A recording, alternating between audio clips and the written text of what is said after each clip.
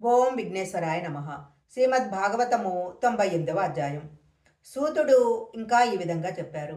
ఇల్వలుడు అనే రాక్షసుని కుమారుడు పల్వలుడు అనేవాడు ఒకడున్నాడు. వాడు మేం చేసే యజ్ఞయాగాదులు పాడు చేస్తూ ఉంటాడు.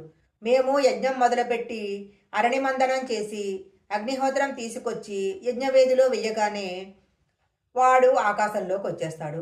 మలమూత్రాలు రక్తము తెచ్చి అగ్నిహోత్రంలో వేస్తాడు. వేదిలో ఉన్న అగ్నిహోత్రం చల్లారిపోతుంది. అప్పుడు వాడు పెద్దగా పకపకా నవ్వేసి వెళ్ళిపోతాడు. అందుకని నువ్వు పల్వలని సంహరించు. అప్పుడు మేము యజ్ఞయాగాదులను ఆటంకం లేకుండా చేసుకుంటాము అని చెప్పారు. ఋషులు పల్వలని సంహరించమని బలరాముని కోరిన కోరిక చాలా అర్థవంతమైన కోరిక. బలరాముడు వెంటనే వెళ్ళి పల్వలను చంపలేదు.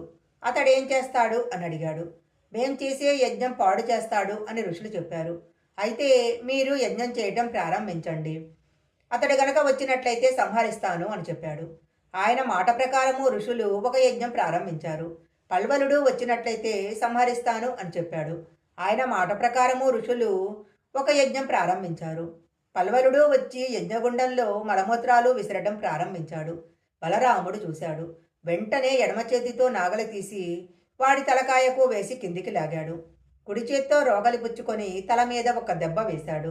నెత్తురు బుడబుడా కక్కుకుంటూ పల్వలుడు మరణించాడు. తరువాత బలరాముడు, నేను పల్వలను చంపేశాను. మీరు యజ్ఞయాగాదులు చేసుకుంటారు. కానీ ఇంకా నేను చేసిన పొరపాటు నన్ను వేధిస్తుంది. ఇంతకు పూర్వం నేను చేసిన పాపాలు పోవటానికి ఈ పనులు చేశాను. ఇప్పుడు నేను ఇంకొంచెం పుణ్యబలం సమకూర్చుకోవాలి అనుకుంటున్నాను. నేను కొన్నాళ్ళు ఏ మంచి పనులు చేస్తే వ్యగ్రత ఉండదో నాకు అలాంటి మంచి పనులు చెప్పండి అని అడిగాడు. అప్పుడు ఋషులు, నువ్వు 12 నెలలు ఇంటికి వెళ్లకుండా దేశమంతా తిరిగి పుణ్యతీర్థాలన్నింటిలో స్నానం చెయ్యి. అప్పుడు నీ మనసు ప్రశాంతత పొంది పుణ్యాన్ని పొంది సత్వగుణాన్ని పొందుతావు. మనసందు పాపాలోచన అహంకారము పైకి రావు. వినయముతో నిలబడగలుగుతావు అన్నారు. బలరాముడు అప్పుడు బయలుదేరి పుణ్యతీర్థాలలో స్నానం చేశాడు. మనం పుణ్యక్షేత్రాలకు ఎందుకు వెళ్ళాలో, ఎందుకు తీర్థాల యందు స్నానం చేస్తామో, ఎలాంటి మనశ్శాంతి పొందాలో మహానుభావుడు చిన్నదైనా సరే ఇంత పరమ పవిత్రమైన ఆఖ్యానంలో పొందుపరిచాడు. వృకాసురుడు విష్ణుమాయతో మడయడము. పూర్వము వృకాసురుడనే రాక్షసుడు ఉండేవాడు. అతడు శకుని కుమారుడు. భారతంలో శకుని కాదు. ఒక రోజున వాడు వెళ్ళిపోతుంటే నారదుడు అటుగా వచ్చాడు. అప్పుడు వాడు నారదుని చూసి నమస్కరించాడు. నారదుని కాళ్లకు నమస్కారం చేసుకున్నాడు. తరువాత నారదుడిని, అయ్యా నారద, బ్రహ్మ విష్ణు మహేశ్వర్లని ముగ్గురు పరమాత్మ రూపాలు ఉన్నారని చెప్తారు. ఈ ముగ్గురిలో నేను తపస్సు చేస్తే తొందరగా ప్రత్యక్షమయ్యి నేను కోరిన వరాన్నే ఇచ్చేసే ఆయన ఎవరు అని అడిగాడు. అప్పుడు నారదుడు, వృకాసుర, బ్రహ్మగారు సృష్టి చేస్తారు. ఆయన గురించి చాలా తపస్సు చేయాలి. శ్రీమన్నారాయణుడు ప్రత్యక్షం కావాలి అంటే సత్వగుణంలో వచ్చేయాలి. ఆయన మోక్షం అడిగే వారి కోసం వస్తాడు. నీ జాతి వాళ్ళందరూ తొందరగా ప్రత్యక్షమయ్యే ఆయన ఒకడున్నాడు. ఆయనే పరమశివుడు. ఆయన భక్తులకు చాలా తేలికగా వసుడవుతాడు. అందుకని నువ్వు శివుని గురించి తపస్సు చెయ్యి అని చెప్పాడు. అప్పుడు వృకాసురుడు తపస్సు ఎక్కడ చెయ్యను అని అడిగితే కేదారంలో చెయ్యమని నారదుడు చెప్పాడు. అందుకని వృకుడు కేదారం వెళ్ళి శివుని గురించి తపస్సు చేయటం మొదలుపెట్టాడు. కొద్ది కాలం తపస్సు చేశాడు. శంకరుడు ప్రత్యక్షం కాలేదు. వాడికి అక్కసు వచ్చింది. తన శరీరాన్ని తానే ముక్కలు నరుక్కొని అగ్నిలో వేసేశాడు.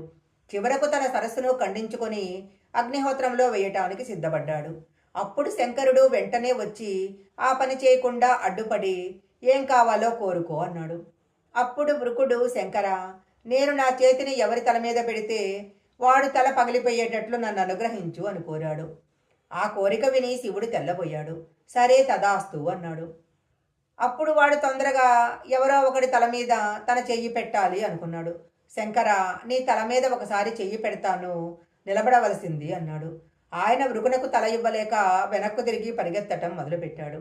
అసలు అలా వెళ్ళడం వెనక ఒక రహస్యం ఉంది. సుబ్రహ్మణ్యుని ఉత్పత్తి జరగడానికి కావలసిన బీజం అక్కడ పప్పుడు పడింది. శివుడు అలా పరిగెత్తి వైకుంఠానికి వెళ్ళాడు. శివుడి వెనకాలే వృకుడు ఆగు ఆగు అంటూ పరిగెత్తుకుంటూ వస్తున్నాడు. శివునికి కేశవునికి భేదం ఉండదు. శంకరునిగా వృకుడి అజ్ఞానాన్ని అణిచివేస్తే బాగుండదు. శంకరుడు నారాయణిగా వృకుడి అజ్ఞానాన్ని అణచాలి. శంకరుడు వైకుంఠం వెళ్ళేసరికి అందులో నుంచి శ్రీమన్నారాయణుడు ఒక వటువు రూపంలో ఒక బంగారు మలతాడు, పచ్చటి గోచి, 3 పోగులు ఉన్న యజ్ఞోపవేతం వేసుకొని చక్కగా ఒక కమండలం చేతపట్టుకొని బ్రహ్మచారిగా బయటికొచ్చాడు. వటువు రూపంలో ఉన్న శ్రీమన్నారాయణుడు పరిగెత్తుకొస్తున్న వృకాసురుని చూసి, అయ్యో వృకాసురా, అలా పరిగెత్తుకు వస్తున్నావేంటి? నీ ఒళ్ళంతా చెమట పట్టేసింది. నీ శరీరము సుఖపెట్టుకోవడానికి వాడుకోవాలి కానీ ఎందుకలా పరిగెడుతున్నావు? ఆగు అన్నాడు. అప్పుడు వృకాసురుడు రొప్పుతూ, శంకరుడు వరమిచ్చాడు, తల మీద చెయ్యి పెడదామంటే పారిపోతున్నాడు అన్నాడు. అప్పుడు నారాయణుడు, వృకాసురా, నువ్వెంత పిచ్చివాడివి! దక్ష ప్రజాపతి యజ్ఞం పూర్తయిన నాటి నుంచి శంకరుని ప్రవర్తనలో మార్పు వచ్చింది. పిశాచాలను భూతగణాలను వెంటబెట్టుకు తిరగటము, అబద్ధాలాడటం మొదలుపెట్టాడు. ఆయన మాట సత్యం కాదు. పైగా మహేశ్వరుడి దగ్గర ఒక గుణం ఉంది. ఆయన పవిత్రుడు కదా. నువ్వు స్నానం చేయకుండా ఆయనను ముట్టుకుందామంటే ఆయన తల ఇవ్వడు. ఆయన లొంగిపోయే మనిషి. కానీ నువ్వు స్నానం చేసి ముట్టుకుంటే ఆయన లొంగిపోతాడు. నువ్వక్కడ కనిపిస్తున్న మడుగులో స్నానం చేసి ఆచమనం చేసి అప్పుడు శంకరుని తల మీద చెయ్యి పెట్టు అన్నాడు. అలాగేనని ఉరుకుడు స్నానం చేసి ఆచమనం చేస్తుండగా పొరపాటున అతని చెయ్యి అతని శిరస్సుకు తగిలింది. వెంటనే వాడు తలపగిలి కింద పడి చచ్చిపోయాడు. మనుషుని కోరికలు కావాలి అని కోరికలు అడుగుతారు. కోరిక తీరితే తన కోరిక తీరిందని ఈశ్వరునికి కృతజ్ఞత తెప్పరు. వెంటనే భగవంతుని మర్చిపోతారు. నా అంతట వాడిని నేను అనుకుంటారు. నేనే అవన్నీ చేశాను అని అహంకారపడతారు.